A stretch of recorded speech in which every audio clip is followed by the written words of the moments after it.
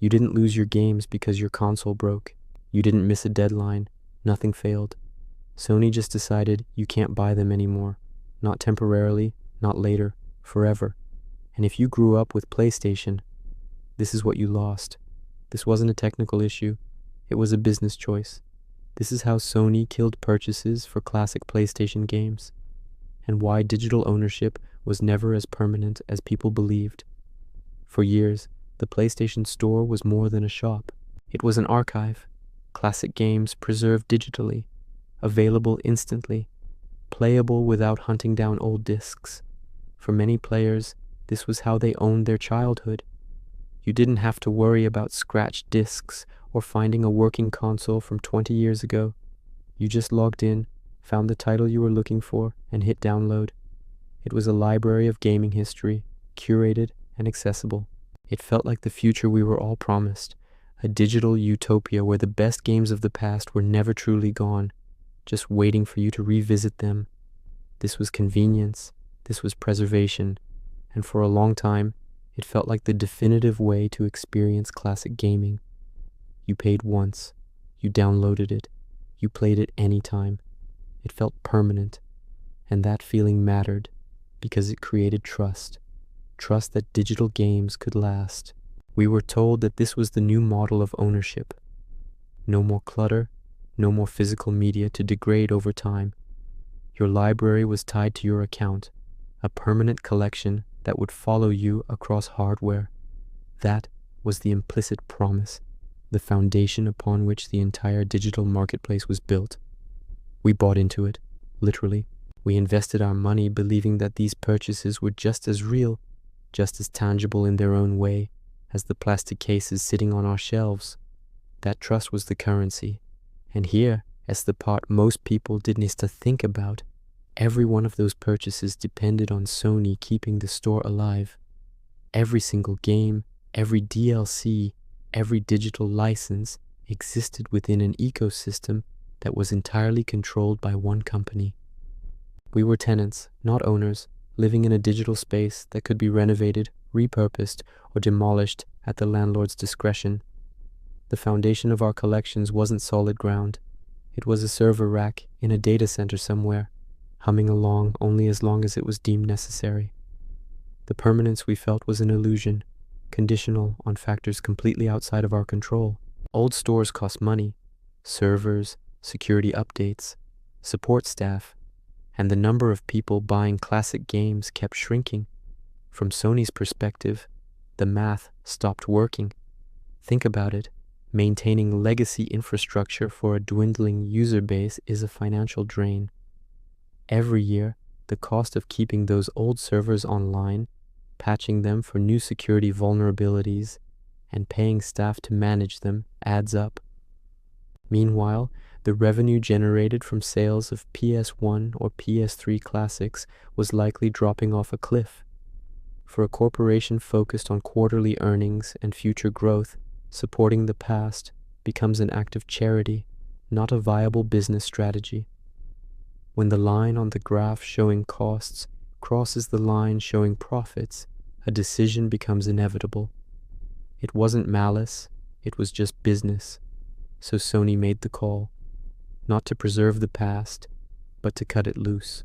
Purchases were disabled, the door was closed, and no new ownership was allowed after that moment. The announcement was sudden for many, a stark reminder of the terms and conditions we all scroll past. The ability to purchase new classic games was simply switched off.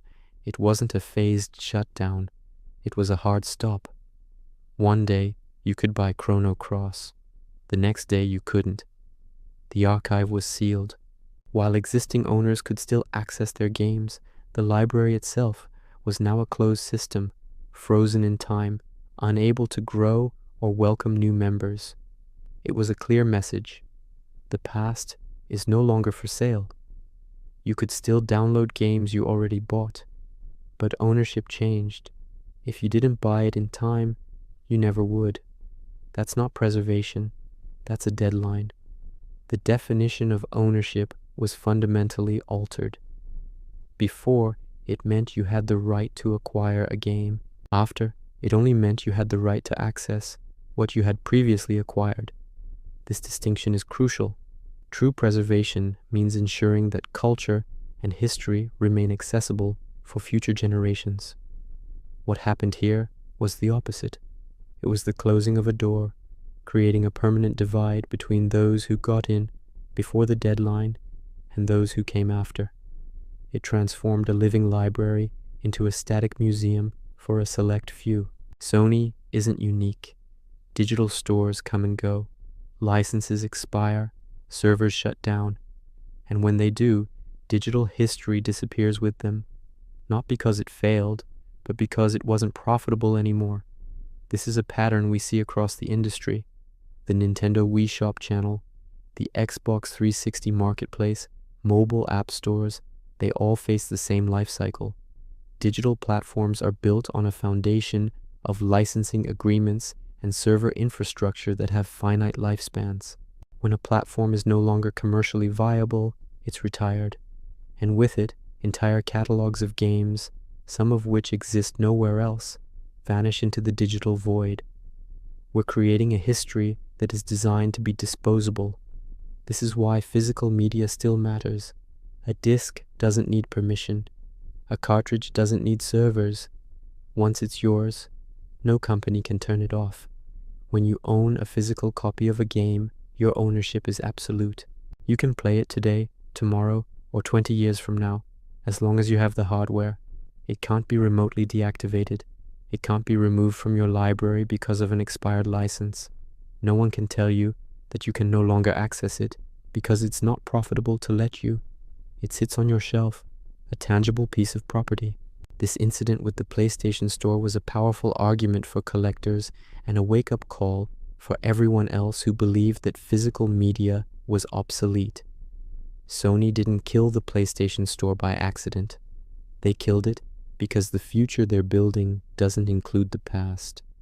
And once digital ownership stops making money, it stops existing. This was a deliberate, strategic move. Companies are focused on their current and future ecosystems. PlayStation 5, subscription services like PlayStation Plus, and the next big thing, supporting decades-old infrastructure doesn't fit into that forward-looking model. It's seen as a distraction, a cost center, holding back resources that could be allocated to more profitable ventures. The lesson here is brutal and simple. In a purely digital, corporate-controlled world, preservation is a feature, not a right. And when that feature becomes a financial burden, it gets cut. The past is only valuable as long as it generates a profit. Knowing this, would you still trust digital-only games? Or is ownership already gone? Think about the games you're buying today. Are you truly building a collection for life, or are you just renting access until the company decides to shut the service down? It's a question every single one of us has to ask now. If this mattered to you, leave a like, drop a comment, and subscribe for more. Thanks for watching.